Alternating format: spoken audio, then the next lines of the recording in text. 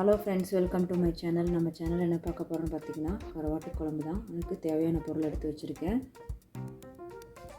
சின்ன வெங்காயம் ஒரு 20 சின்ன வெங்காயம் பொடியாக கட் பண்ணி எடுத்து வச்சுருக்கேன். 4 பூண்டு பொடியாக வெட்டி வச்சுருக்கேன். ஒரு பெரிய சைஸ் தக்காளி நல்லா பொடியாக கட் பண்ணி வச்சுருக்கேன். ஒரு கொத்து கருவேப்பிலை எடுத்து வச்சுருக்கேன்.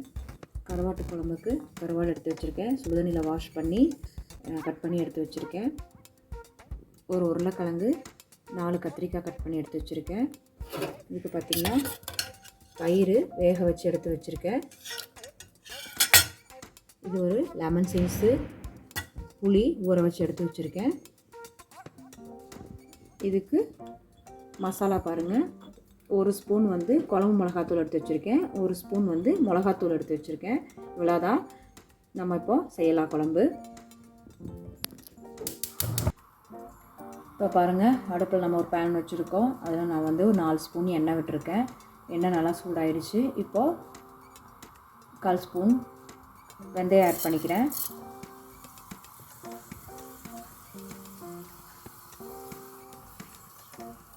வெந்தயம் பொரிஞ்சோன்னையும் நம்ம வெங்காயத்தை கட் பண்ணி வச்சுருக்க வெங்காயத்தை ஆட் பண்ணிக்கலாம்.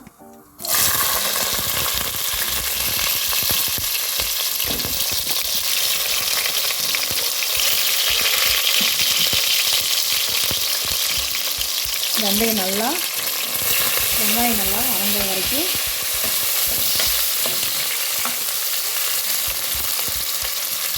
நம்ம எதையுமே அரைச்சி ஊற்ற போகிறதில்ல, நம்ம அப்படியே வணக்கி தான் ஆட் பண்ண போகிறோம். அதனால வெங்காயம் நல்லா வணங்கணும். நல்லா ஒரு கோல்டன் கலர் வர அளவுக்கு நல்லா வணக்கிக்கலாம். இதில் அந்த பூண்டும் நல்லா வணங்கி வரணும்.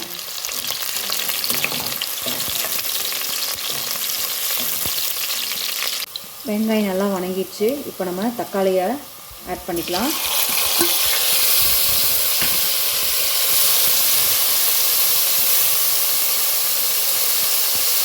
தக்காளியும் பார்த்திங்கன்னா நல்லா மசிஞ்சு வரணும். நம்ம சட்னி பதத்துக்கு நல்லா மசிஞ்சு வரணும். அப்போ தான் குழம்பு நல்லா கெட்டியாக வரும். அதனால தான் நான் தக்காளியை நான் ரொம்ப பொடியாக கட் பண்ணியிருக்கேன்.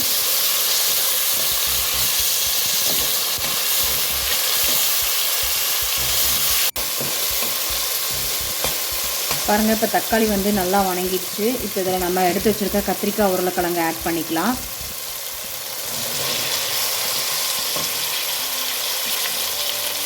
இதோடையே நான் இதை வேக வச்சு எடுத்து வச்சுருக்கேன் தட்டைப்பயிறு, அதையும் ஆட் பண்ணிக்கலாம். இது கொஞ்சம் நேரம் காய் வேகட்டும். இதோட நம்ம எடுத்து வச்சுருக்கிற குழம்பு மிளகாத்தூளும் ஆட் பண்ணிக்கலாம். நம்ம கொஞ்சம் தண்ணி ஆட் பண்ணி இது நல்லா இந்த காய் ரெண்டும் வேகிற வரைக்கும் நம்ம கொஞ்சம் வேக வைப்போம்.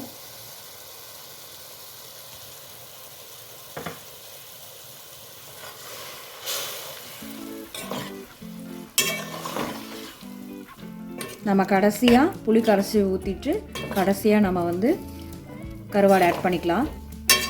இப்போ இந்த காய் மட்டும் கொஞ்சம் வேகட்டும்.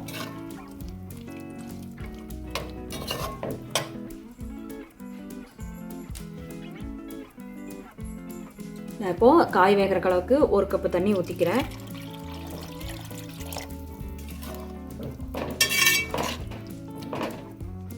கொஞ்சம் காய் பாதிமாக வந்ததுக்கப்புறமா நம்ம புளியை கரைச்சி ஆட் பண்ணிக்கலாம்.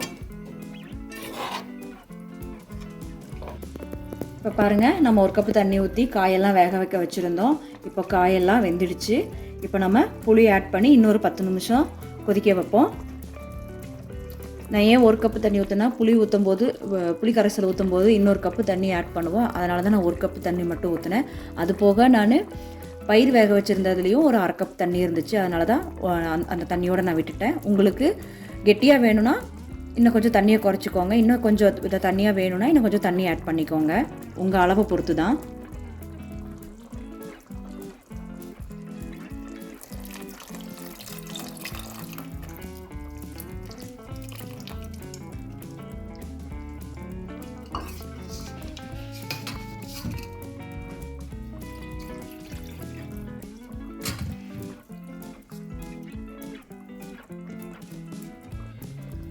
பாருங்கள், இன்னொரு வாட்டி நான் அப்போ நல்லா கெட்டியாக இருந்தது புளி தண்ணி, இப்போ கொஞ்சம் தண்ணியாக இருக்குது.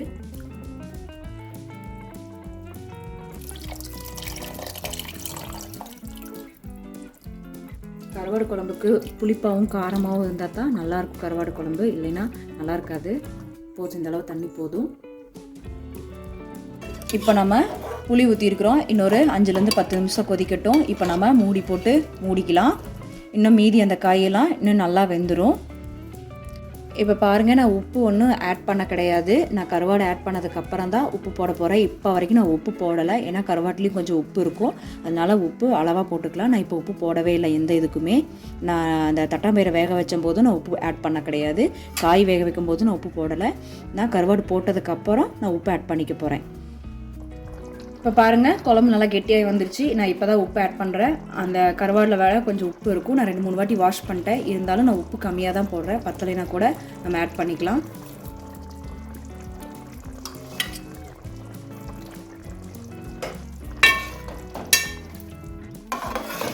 இப்போ நம்ம கருவாடை ஆட் பண்ணிக்கலாம்.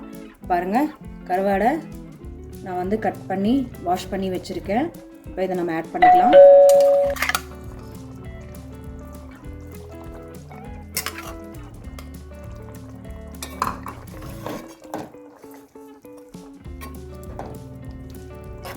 பாருங்கள், காய் எல்லாமே நல்லா வெந்துருச்சு. பாருங்கள், நல்லாவே வெந்துருச்சு. கத்திரிக்காயும் நல்லா வெந்திருக்கு. நான் வந்து பயிறு வந்து நான் கொஞ்சம் நேரம் ஒரு 2 விசில் விட்டு எடுத்து வச்சுருந்தேன். அதுவும் இப்போ நல்லா வெந்திருக்கு. ஒரு 5 நிமிஷம் மட்டும் நம்ம மூடி போட்டு நல்லா கொதிக்க வைப்போம். இந்த கருவாடு நல்லா வெந்துடட்டும். ரொம்ப கிளற வேண்டாம், கிளறினா கருவாடு வந்து குழஞ்சி வந்துடும். இப்போ அப்படியே நம்ம மூடி வச்சிடலாம்.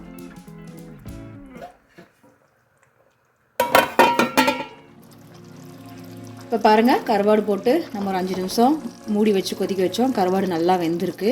பாருங்கள், அந்த தோலெல்லாம் நல்லா பிரிஞ்சு வந்திருக்கு. கருவாடு நல்லாவே வெந்திருக்கு. தோல் பாருங்கள் பிரிஞ்சிருக்கு.